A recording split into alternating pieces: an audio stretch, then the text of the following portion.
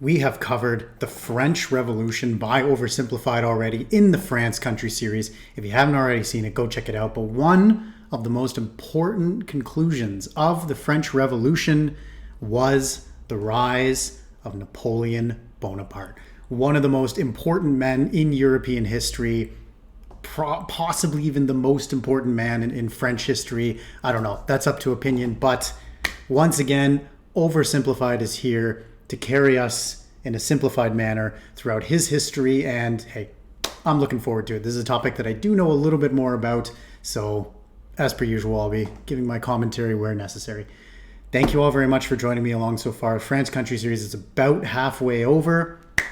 If you have any video suggestions in particular that you're like, I didn't cover this France video, go check out the Patreon. There I do exclusive videos for patrons. Without further ado, if you haven't already yet, please remember to like, comment, subscribe. Let's get into it. It's always so... I do that. Why? Every time. This is it. One last push, and we're done. Congratulations. Okay. It's a general. Oh, and here comes the rest of the army now. Did you just say the rest of the army?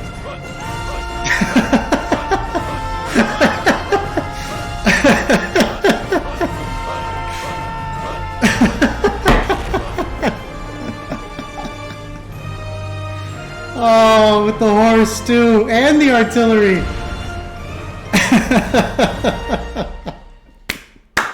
History is full of Oh, okay, that's his best intro yet. Great content, many with very impressive origin stories. For example, wow, Alexander that was the Great fantastic. was the son of a king. Julius Caesar came from an aristocratic... Sorry, one sec. I gotta do that again. Wow, that was fantastic. For example, Alexander the Great was the son of a king. Julius Caesar came from an aristocratic family that descended from a goddess. Great conquerors don't usually come from relatively insignificant families living on impoverished islands. But as it just so happened... Well, there is one great leader that I would think of that also came from sort of impoverished backgrounds, and that would be... Well, Adolf Hitler, right, who was born to an Austrian, what would you say, civil servant.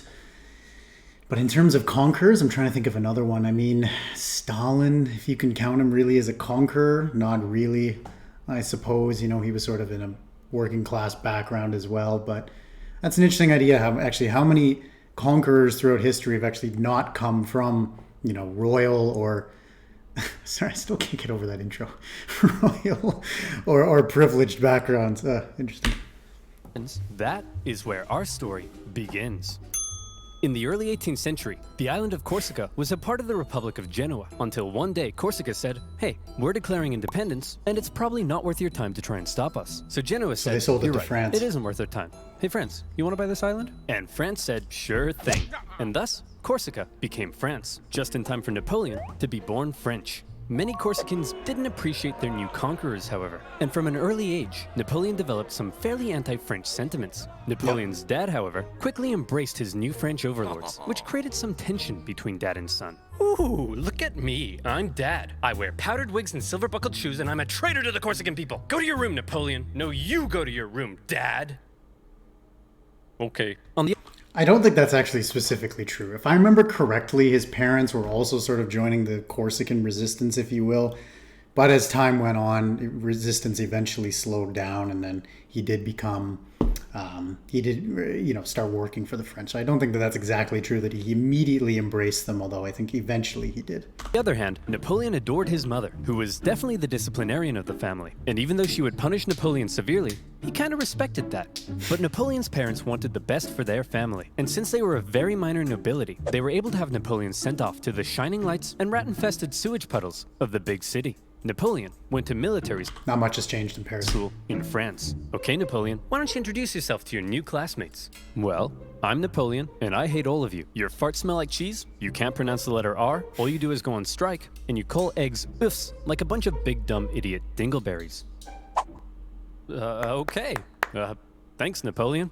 I hope you like being bullied. And bullied he was. They picked on him for his Corsican accent, his family's lack of wealth, and it probably didn't help that he also had a bit of a chip on his shoulder. But he could hold his own, and on an average day, might be found dishing out ratatouille sandwiches for breakfast. He spent much of his time alone, and he loved reading about the great conquerors of history. He learned about Julius Caesar, and he wondered if one day he too might have a pizza franchise named after him. He excelled. Just a side note, but Little Caesars, in my opinion, I know there's some big Little Caesars fan. It's got to be one of the worst pizza chains out there. I'm sorry, Detroit. I know it's important. You know, you got Little Caesars Arena. I went to a Red Wings game there. It was great, but I'm sorry, just terrible pizza. I gotta be honest. Little Napoleons might be better. At math and geography, and when he graduated at the age of 16, he was made second lieutenant in an artillery regiment. Now, second lieutenant might sound pretty sweet to a screw-up like you, but Napoleon had a little something called ambition. Stonks of it. And he wasn't content being just some junior officer. He wanted to rise the ranks. And arguably, I mean, this could have even come from the bullying that he had at school and always sort of being underestimated, as well as he also has a brother, too, who ends up actually in the French, who ends up in the French parliament, right? The French court, if you will. I might be not using the exact right term. And so Napoleon, he's not the only one of the family who actually did really anything successful. And so, yeah, there was definitely a big chip on his shoulder, and, you know, that sort of bred sort of inferiority complex, which now we understand, you know, Napoleon being short, although he wasn't actually short, he was average height for his time. He just had a bunch of Swiss guards around him who were much taller. But anyways, that inferiority complex would be one of his sort of driving personality traits, and that's sort of the Napoleon complex that we understand in pop culture nowadays. Unfortunately for him, that would be a little difficult. Well, Napoleon, I've reviewed your application. It's clear you're very skilled and would be a perfect fit for the promotion. But you're and not Simeon, French. You're just about the biggest idiot I've ever seen. Your test results suggest you have the mental aptitude of a senile earthworm, and in the part of the form where you list your experience, you seem to have drawn a picture of a gerbil giving birth to a shoe. But your dad is the Marquis de la Fayette, so you get the job. Yeah. French society. And this is one of the things that the French Revolution was really rebelling against, right? This sort of kleptocracy that was so prevalent in a lot of societies at this time too. So to say that this was a unique experience for Napoleon, I mean, unfortunately, it's not true. Was just too closed off. Positions were handed out based on nobility, not talent. And the young Napoleon probably felt stuck. Yeah. Wouldn't it be nice if, say, a revolution came along and changed all of that? Well, what are the chances? The French Revolution is here. Bastille toppling, head chopping, king popping. The revolution promised to do away with the old social hierarchy and make everyone a little more equal. Napoleon may not have cared much for the violent mobs, but if it meant he could rise the ranks, he was in. If he could use the began violence, fighting to that he's defend good. the revolution. He put down a British-sponsored counter-revolution in Toulon and got promoted. He put down a royalist uprising in Paris and got promoted. And as his military prowess became more recognized, he was even given his very own army. It was astonishing progress for such a young man of humble origins, and Napoleon's wildest dreams were coming true. But Napoleon also believed he could increase his social status if he married an older rich lady. And so around this time, Yes. Napoleon went on the prowl. However, if some sources are to be believed, he was a verified creep. He reportedly had terrible luck with women, and most wanted nothing to do with him. Fortunately, he eventually met Josephine, an aging single mother who was deeply in debt and needed stability, so she agreed to marry him despite finding him intensely disgusting. Napoleon, you dirty dog, you've done it. Unbeknownst to Napoleon, however, Josephine had a bit of a promiscuous reputation. Hey Napoleon, I hear you're marrying Josephine. Boy, she sure is a great kisser. That's right. Hey, wait, what do you mean she's a tell great this is a kisser? family-friendly Hugo, channel. You hear Napoleon's marrying Josephine? Wow, she sure is a great kisser. Now hang on just a minute. Hey everyone, Napoleon's marrying Josephine. Oh yeah, she sure is a great kisser. Real good at kissing. Wow, I'm pretty sure I kissed her just yesterday. Oh, for goodness sake, is there anyone here who hasn't kissed my wife? Yeah, you. As Napoleon fell madly in love with his new wife, she fell madly in love with a man named Hippolyte. It wouldn't be long, however. Nice name, before eh? Yeah, and so Josephine never really gives back, so to say, the amount of love that Napoleon has for her. It doesn't recuperate. Sorry, it doesn't. It doesn't have that same level of affection. And so there are some letters actually that are online between that Napoleon sent Josephine, and he would sort of send these, gushing, poetic, beautifully written letters, and she would sort of send back dry, NM, you, not much, you kind of replies to him. And actually, eventually their marriage disintegrates because Napoleon finds out that she's cheating on him. But I still think that he was always in love with her, because on his deathbed, I don't remember exactly what he said, but it was something like France, two other things, and then Josephine. I think Josephine was one of his last words that he ever spoke. Napoleon would leave home and go to war, because while France was having its revolution, tensions in Europe were rising. Hey, Austria, you'll never guess what we just did. What's that, France? I got 2 words for you. Revolution. We totally just socked it to our monarchy. What? Dude, the rest of us are monarchies. You've just totally threatened the balance of power in Europe. Now we have to worry about our stinky peasants rising up against us. I mean, holy hell, your queen is... Okay, France, this is pretty awkward. And the rest of Europe is probably itching to give you a wedgie. But you're not ready for a war yet. So you gotta be cool, man. It's absolutely crucial that you say something to defuse the situation right now. Preposterous! Nope. I declare war. Sacre bleu! So France ended up at war with basically the rest of Europe. Look at this map, okay? Look at this map. And so France is fighting a 1, 2, 3, kind of 4, right? Kind of 5, almost 6 front war, if you consider it in this manner, right? They're basically fighting the entire continent for what it's worth. And they go on and win. Think about that. And France winning is going to be a theme that we're going to be seeing over this part and the next part as well. And the War of the First Coalition began. At first, France be a lot struggled, more. but then they started to do surprisingly well. And in many conquered territories, they began to establish sister republics. So think about that. They have Austria, Prussia. Not quite at this point Spain. I think Spain joined a little later, but nonetheless, they would have Spain. The Kingdom of the Two Sicilies and England fighting them. And they go on to capture the Netherlands and create a puppet state there. Exporting their revolutionary ideas across Europe. In 1796, they planned a 3-pronged attack to take Vienna and knock Austria out of the war, with 2 magnificent armies in the north to kick ass, and Napoleon in the south as a bit of a diversion. For the first time, Napoleon would lead a military campaign. This was his chance to prove himself, to be somebody. And what a general he proved to be. The army he was given were demoralized, lacking equipment, and underpaid. But Napoleon galvanized them with inspirational speeches, and he took them into Italy. He was outnumbered, and his campaign was partially meant to be a sideshow, but he made it the main show. While the 2 northern armies were being held back, Napoleon made staggering progress. In a signature Napoleon move, he masterfully split his enemies into 2 and took them on separately, knocking Sardinia out of the war and putting the Austrians on the run. At the famous Battle of Lodi, he was in the fray, aiming the cannons himself, getting covered in mud, and earning the total respect of his men. And you got to think about this too. So at the time, right, obviously royals, they would actually take place in battles, and generals, they would be a little bit different than they are now. But for a general to be rolling around in the mud, to be aiming the artillery himself, to be on the front line, though he was not the first, as we saw, for example, Charles XII in the Great Northern War, this was very untypical for the time. And for the men to see this, for them to see a general of such a high rank to be on the front with them, amazingly, you can only imagine how much that would boost morale. Respected him so much that when he ordered an almost suicidal assault on the only bridge in town, his men threw themselves at it and took it despite fierce Austrian resistance. I totally understand. For Napoleon, it was all he needed to confirm that he was the greatest human who had ever existed. Wow, Napoleon, you're pretty great at this military stuff. Just be careful your head doesn't get too big. What did you just say to me, you little prick? And as Napoleon swept through northern Italy, the Italians cheered his arrival. Yep.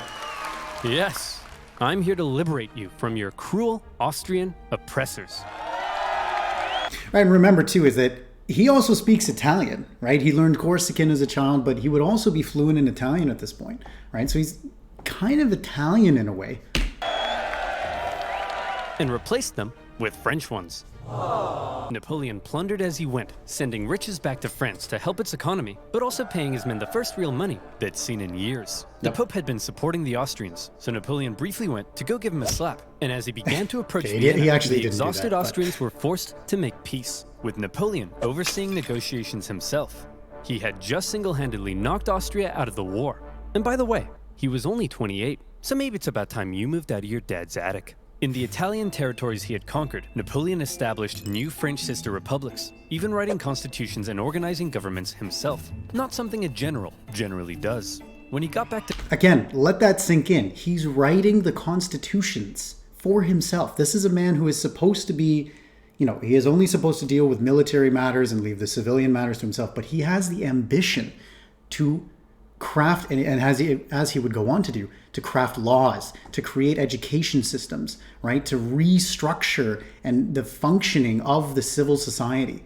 It's just, it's crazy, for someone to be a general already, generally, pardon the pun, they have to be a pretty competent person.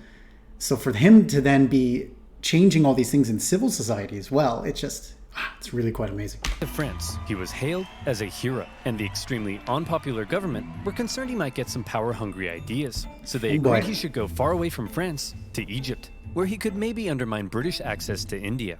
Yeah, Napoleon was eager to win more glory, so he brought with him a team of scholars, and he was like, whoa, it's a freaky man-cat.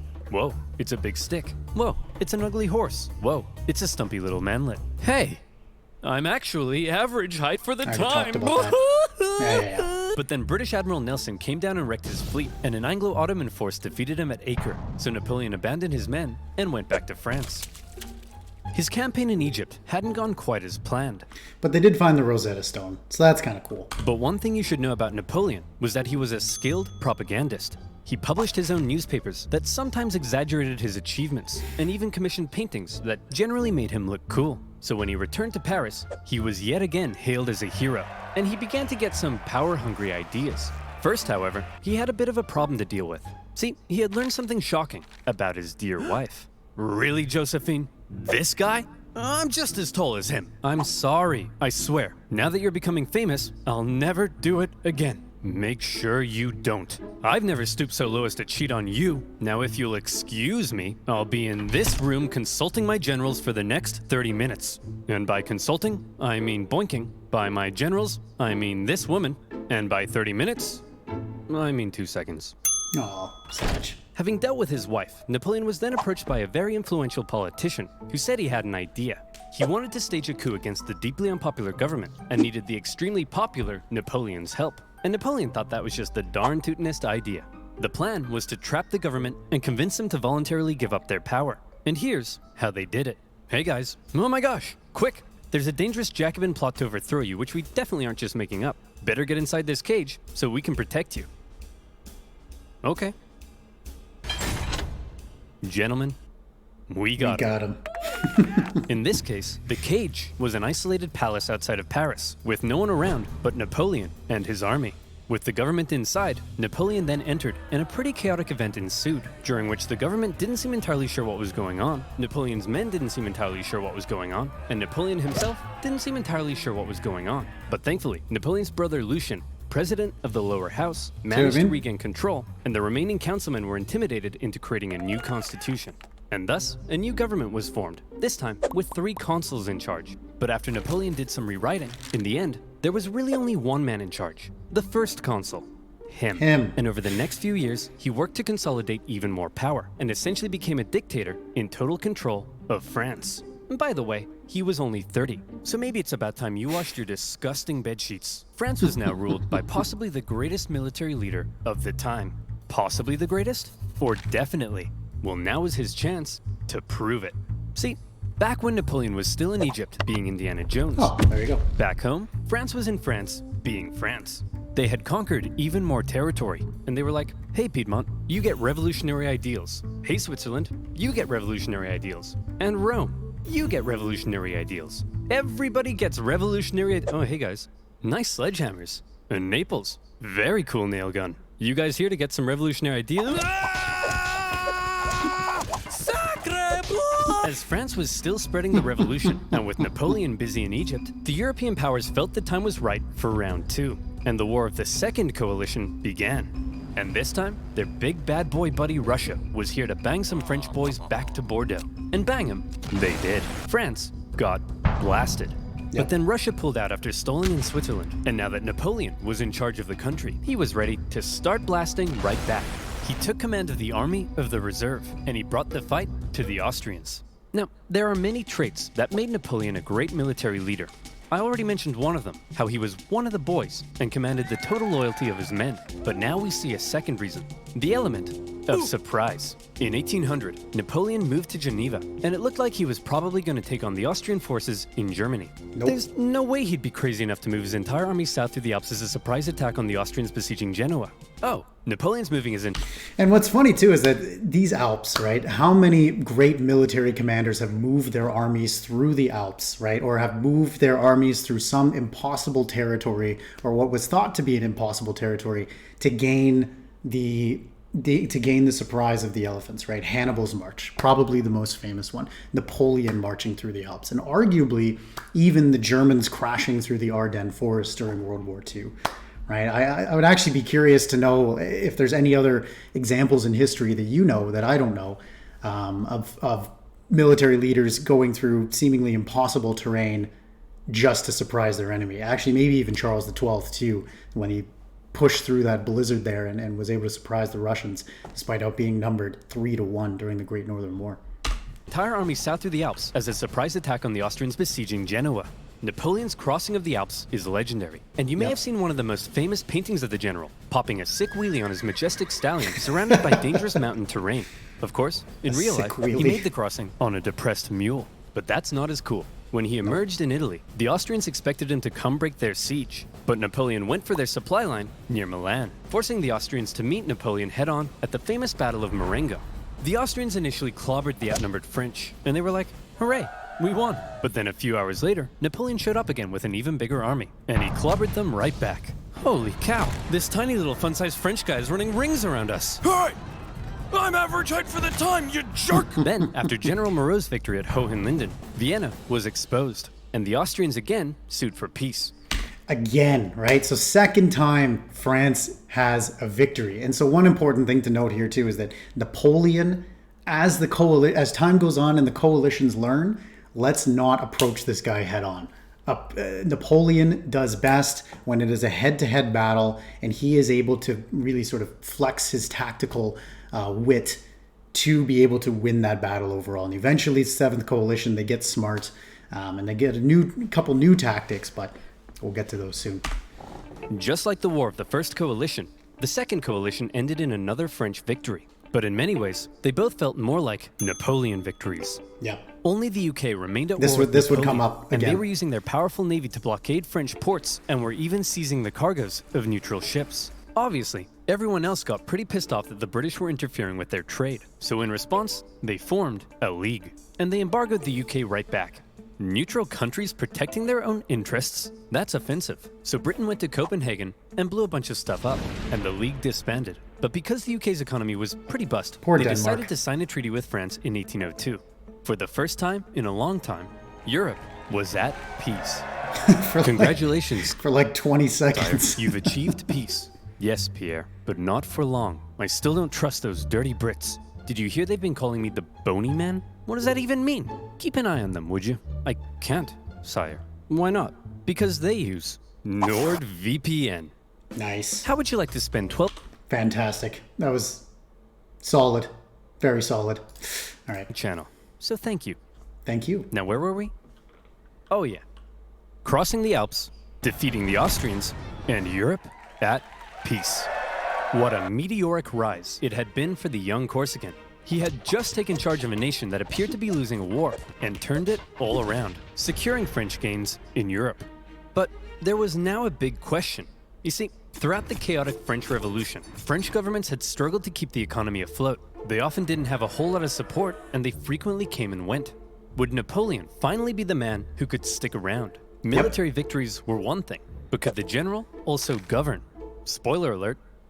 Oh, yeah. Yes. The economy's crumbling? Well, then why don't you have yourself a new national bank, currency reform, and improved taxation and welfare systems? The legal system is an incoherent mess? Well, then why don't we nicely wrap all those civil laws up into one new centralized legal code? Corrupt government officials? Throw them in the trash. Bad infrastructure? Throw it in the trash. Women's rights? Throw them in the trash. Wait, really? Well, yeah, unfortunately, while Napoleon was building on the equality of the revolution, he also largely scaled back rights for certain groups, and husbands had full legal control over their wives. But come on, ladies, maybe let men have a slice of the pie for once, okay? Napoleon further reformed education, ensuring a system based on individual ability, meaning now Simeon had to compete with everyone else, and Napoleon could get the cream of the crop to help him run the Republic. But he wasn't just building on the ideas of the revolution. The revolution had led to a lot of chaos, and Napoleon needed stability. So he rolled back a couple things, most notably with religion.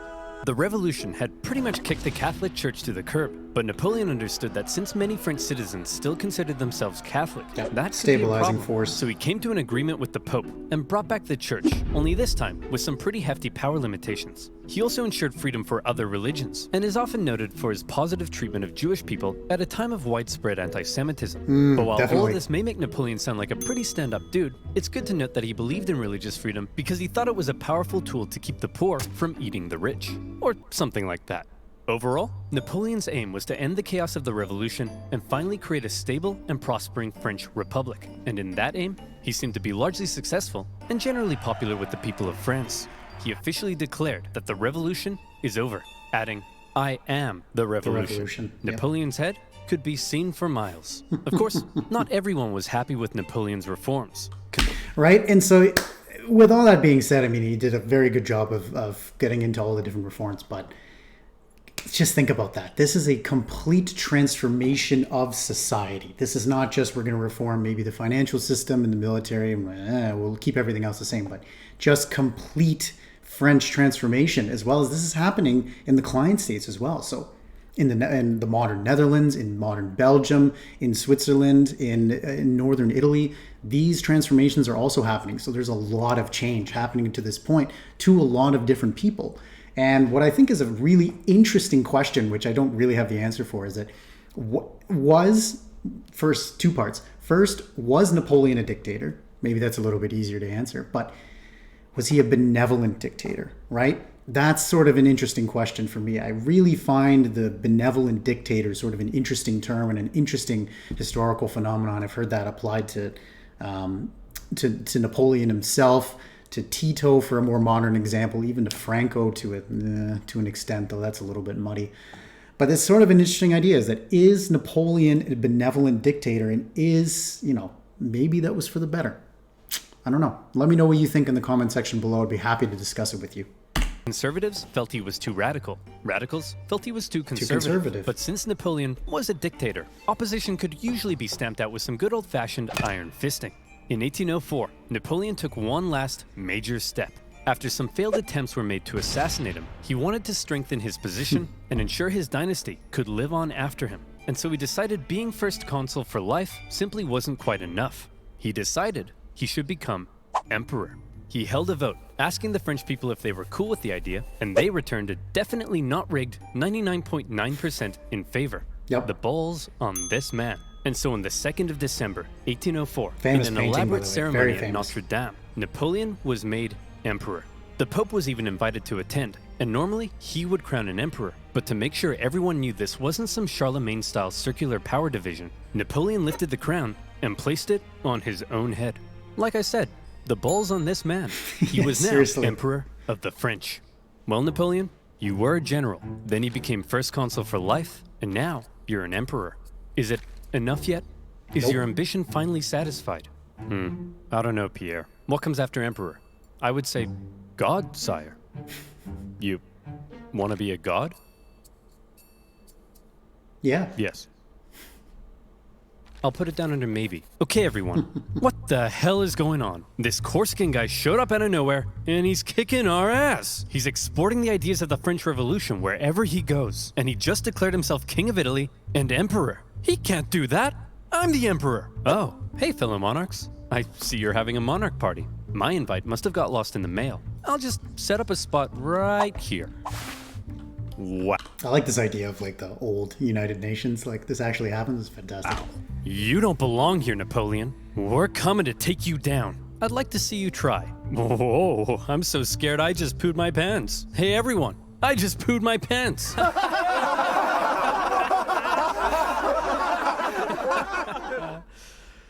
No, but I did just poo my pants. Before Napoleon had even declared himself emperor, the British had already redeclared war on France because both sides had been violating their previous treaty. Napoleon immediately occupied Hanover and then began making plans for a great British invasion. And Hanover would never go back to the British after this. Partially paid for by selling a huge chunk of land to the United States. Yeah, Napoleon gathered his Jefferson. army along the English Channel. But here was the problem. While Napoleon's powerful army...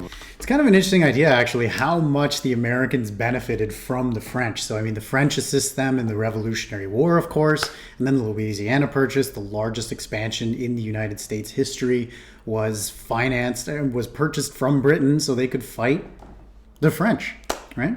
Kind of interesting. would almost certainly obliterate the British on land. There was very little chance he'd actually make it across the channel, because Britannia ruled the waves. This Never power gonna happen. dynamic would keep the two traditional enemies from engaging in much real direct combat throughout the Napoleonic Wars. However, the British had something else up their sleeve: copious amounts of money. They were willing to throw cash at anyone who would go to war against Napoleon, and there were plenty of takers: Austria, Russia, Naples, and Sweden. Hoping to put Napoleon's France back in its place, formed the Third Coalition against France. The coalition forces probably thought that this Didn't time work out. they stood a chance. They weren't prepared for the total humiliation they were about to suffer. The War of the Third Coalition was Napoleon at his best. We've already learned two ways in which Napoleon was a great military commander, but here comes one of the biggest reasons: speed. He had reorganized his army into corps, which were themselves basically small armies. Each had their own infantry, cavalry, and artillery, and as a result, was able to act more independently. And was commanded by incredibly competent generals. Very important to note that. They spread out through the countryside, and by living off the land rather than relying on heavy supply trains, they were able to move extremely quickly. Napoleon would traverse massive distances, outmaneuver his enemies, isolate them, and then move in for the kill before they even knew what was going on. Lightning warfare leading to total destruction. Would you like to see him do it? Here we go. Part of the coalition's plan was for the Russians to meet up with the Austrians and take on Napoleon together. Combined, they could turn the tide against him, so Napoleon needed to stop them from ever meeting. But he's all the way over in Boulogne. No problem. In a matter of weeks, Napoleon marched 200,000 men, in secret, encircling Austrian General Mack and capturing his entire army. Yeah, you A heard that right. devastating blow. Yeah. Napoleon later remarked, "I have destroyed the Austrian army by simply marching." Next, he turned to face the approaching Russians. Okay, it looks like the French are coming for us, but check this out. I've got an amazing idea. When they approach, we run away. Sir, you're a genius. The Russians began to retreat with Napoleon giving chase, and since his tactics relied on quick victories, this could be a problem, especially because the longer the war went on, the more likely it looked other countries may join the coalition against him. But Napoleon knew the Russian Tsar, Alexander I, was young and seeking glory, so he came up with an idea to lure him in. He sent him a message. What does it say? It says, "Hello, Everyone's Slav I'm just a squatting. little baby boy, and I'm very scared." Are you talking like that, or is he? He is, sir. Why is he doing that? I don't know, but it's very cute, helpless, and vulnerable. A little baby boy, eh? Very scared, eh? Cute, eh? Boris, get my crossbow. We're going hunting. The Allied forces turned to face Napoleon, who they Okay, now believed was in a vulnerable position. He was set up at Austerlitz, and to make it look like he was retreating, yes. he had even evacuated the high ground. His A greatest thick battle. fog set in, obscuring Napoleon's center, as the Allies took the bait and set up on the heights. From there, they spotted Napoleon's very weak-looking right flank, and they descended the heights to go get it. Little did they know, it was exactly what Napoleon was hoping they'd do. The next thing they knew, a large French force was emerging from the fog, launching a huge central assault up the hill. They swung around, crushing the Allies, and as men attempted to flee across the frozen lakes, Napoleon ordered his artillery to fire on the ice, causing an unknown number to drown. But he told me he was just a little baby boy. What happened? He tricked you, sir. You mean I was the little baby boy all along? It was Napoleon's masterpiece, and Austria were once again forced to make peace with France. Then, with Again. the French conquest of Naples in 1806, the War of the Third Coalition ended as yet another Napoleon victory. This was the third time Napoleon had had to give Austrian Emperor Francis a good spanking. And so, with the peace treaty in 1805, Napoleon was determined to punish him. He was forced to give up territory, hand over significant compensation, and promised never to fight Napoleon again. This also made him extremely unpopular at home, Francis II. Probably one of the Yeah. Not the, what would you say, most successful Austrian emperors, I'd say. For now, Russia, Sweden, and the UK remained at war with France, but none were able to offer much of a threat. And so, Napoleon got to work strengthening his grip over Europe. He gave out rule of captured territories to his family and friends, and most notably, he established a new confederation in Germany, with himself as its protector. That's a whole video we're going to get into for the German country series. Seeing his influence in Germany being wiped away, Emperor Francis acknowledged reality and officially dissolved the Holy Roman Empire, an entity that had existed for over 1,000 years. Yep. But it wasn't all good news for Napoleon. For one thing, Spain had earlier allied with France in 1804 because the British just couldn't help themselves from blowing up Spanish ships, and Napoleon hoped a combined French-Spanish fleet would eventually be able to invade England. Unfortunately, he received word that British Admiral Nelson had engaged his fleet at Trafalgar. Normally, naval battles looked like this, but in this case, Nelson did this. Was it because he was an idiot? No, it's because he was a genius. He successfully punched through the Franco-Spanish line and unleashed hell. His victory ensured British control of the sea, and his death during the battle made him a legend. Napoleon's hopes for a future British invasion were gone. But not just that. Napoleon was also hoping to secure peace on the continent, but that wasn't looking likely because the Prussian king was under pressure from his wife. Frederick, he's established a confederation in our turf, and he told us he'd give us Hanover, but then offered it to the British. You have to declare war on him. What is it with you and war? What is it with you and being a cupcake? Go to war! Okay. In October 1806, Prussia, with its famed military tradition, joined the coalition and declared war, beginning the War of the Fourth Coalition.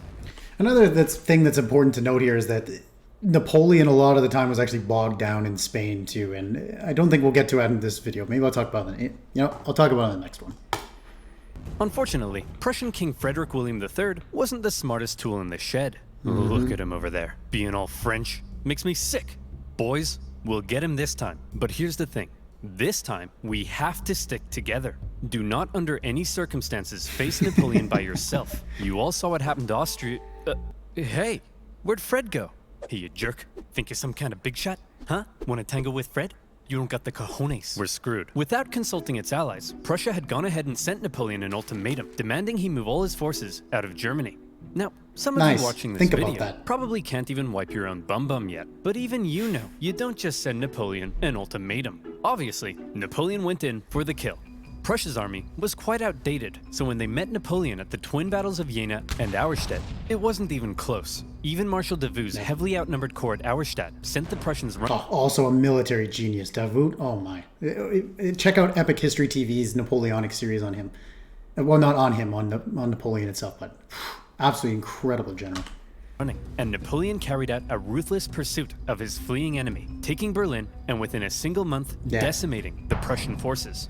And so in Berlin, the Brandenburg Gate, right, the Brandenburg Tor, soll ich sagen, was famously, right, it was brought, no, Napoleon took it and then brought it, and then the Germans eventually brought it back, and that's what the chariot represents. I might be getting that slightly wrong, but it's kind of a cool little...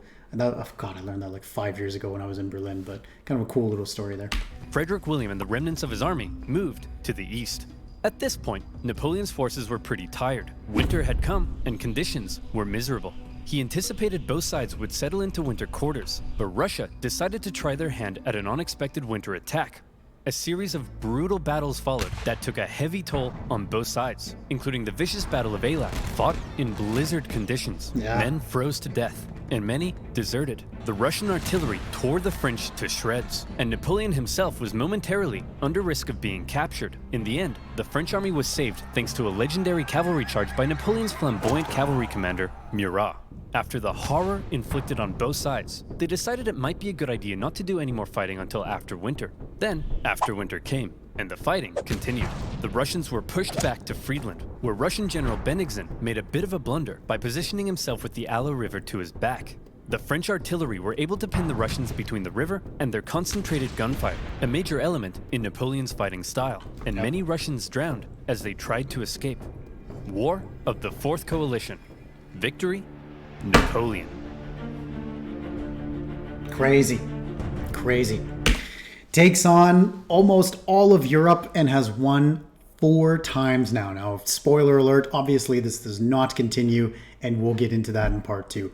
Thank you very much for joining me so far. Really appreciate it. Hope you're enjoying the France Country series. If you haven't already yet, please remember to like, comment, subscribe, and come back tomorrow for part 2, Napoleonic Wars by Oversimplified.